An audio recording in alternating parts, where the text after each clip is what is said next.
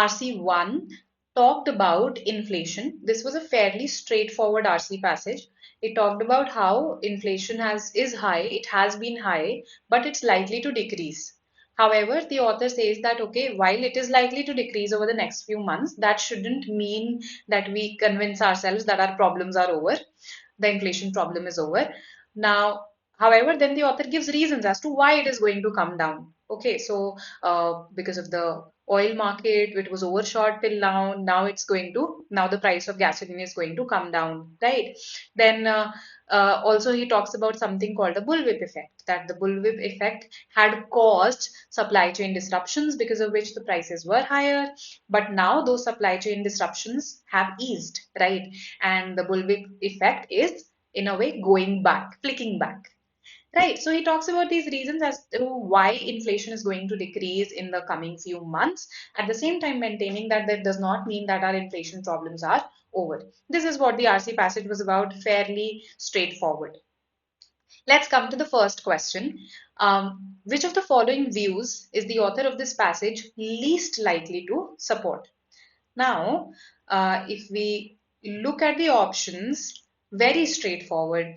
A says inflation had shot up in March due to supply chain issues. This is given in our RC passage. So, of course, the author is going to support it. Right in the beginning of the passage, the author has stated this. B says in the immediate future, inflation is likely to decrease. Now, here also, again, it's on point. This is what the RC passage says, that in the near future, it's going to come down. So, of course, the author is likely to support this. C, inflation will decrease, then increase due to the bullwhip effect, and then decrease again. The author says that this inflation decrease is going to happen over the next few months, but our inflation problems are far from over. That means the author expects that it's going to increase.